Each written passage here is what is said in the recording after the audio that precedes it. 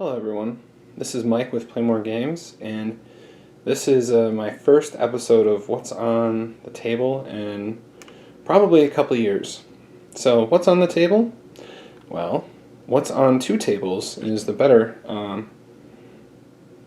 question, because I have World in Flames set up on two different tables. So let's take a look. Maybe you've heard of this game. It's been around for a while. In any case, many people think it's the definitive treatment on World War II at the grand strategy level. I'm inclined to agree, even if I'm a novice at this game. So please keep that in mind when you're watching this video. If you're a long-time World in Flames player, please bear in mind that any inaccuracies are coming from a place of newness. And if you're a new player like myself, basically don't listen to me. Because I really don't know what I'm talking about. I mean, I know a little bit, but also I don't. It's hard to explain. In any case, so let's take a look at the production circle. So I'm playing Classic with no optionals.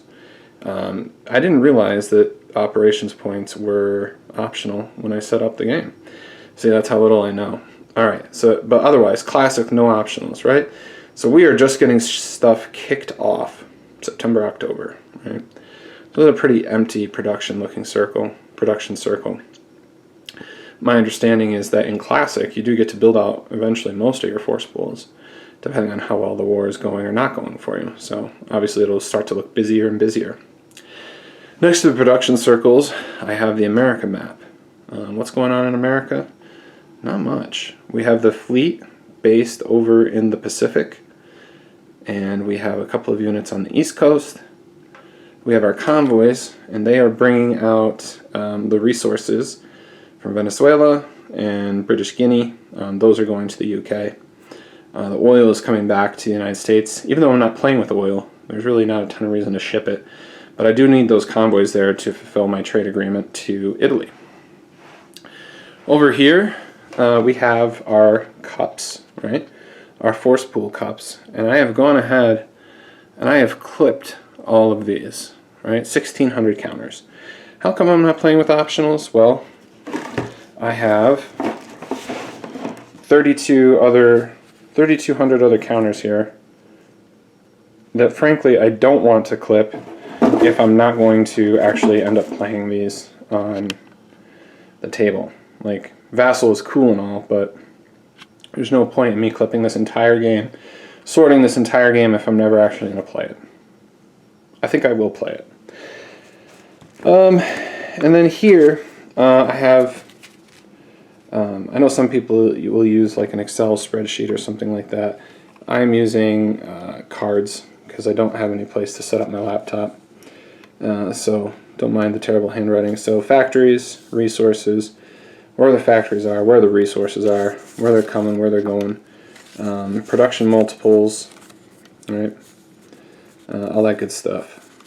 So, all right.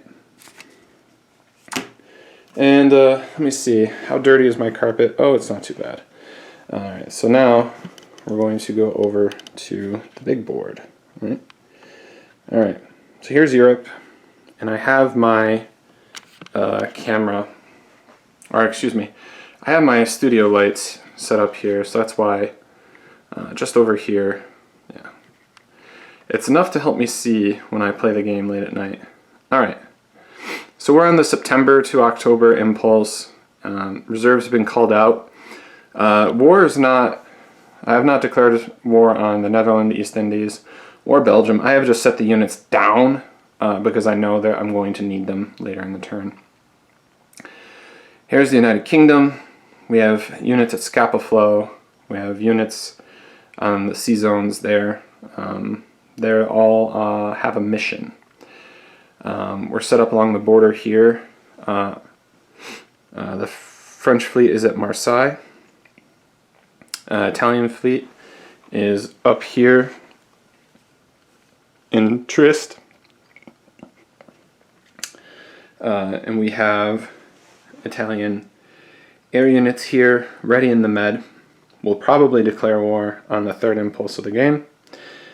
And let's see, the situation in Africa. There's Wavell, all by his lonesome. A couple of British naval units. We have the Syrian French 3-3 infantry. Over here, the Russians have stuffed the border to demand Bessarabia. We'll probably allow that claim. Over here, we have our setup.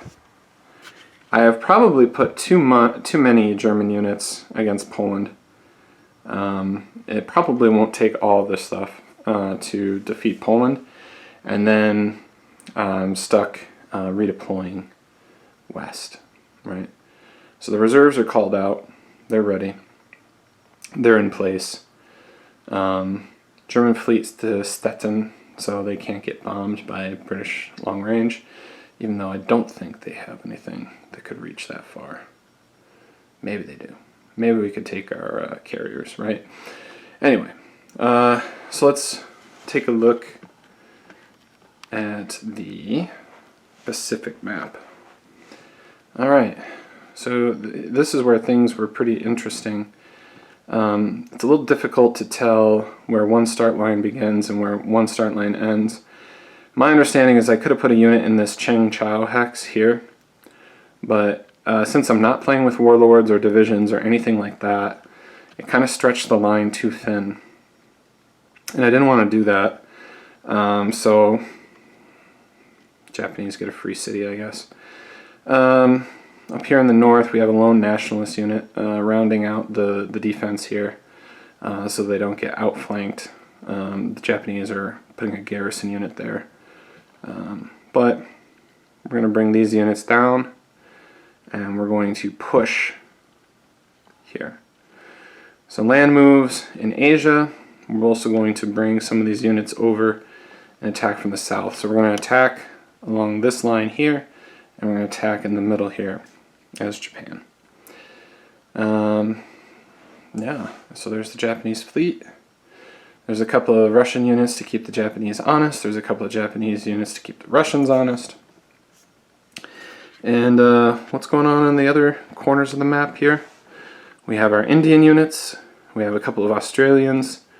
We don't have very much over here. We have an Italian corps in the Red Sea Fleet. This map looks very, very lonely in Classic at start. I've played a couple of games on Vassal where, you know, you add divisions and planes in flames and ships in flames, and all of a sudden, boy, you've got these huge stacks. And I hope this makes sense to everyone. I don't want to commit to doing all that if I don't like the game. I suspect that I do, but I also want to learn it well. Although, the counterpoint is that when you add in the other optionals, it starts to seem like a different game almost. Sorry for the glare there. So, yeah, what's on my table? World in Flames. That's probably going to be the only thing on my table for some time. But I've had this game for a long time, and I'm excited to finally try it, get it set up, give it a go. All by my lonesome. Anyway, I hope you enjoyed that little look at World in Flames. It really is a beautiful game. If nothing else, it is a beautiful game. And yeah, I am also looking forward to Lightning Strikes, the new upcoming title from Compass Games, which is kind of like a sandbox from World War I to the end of World War II, Cold War era game.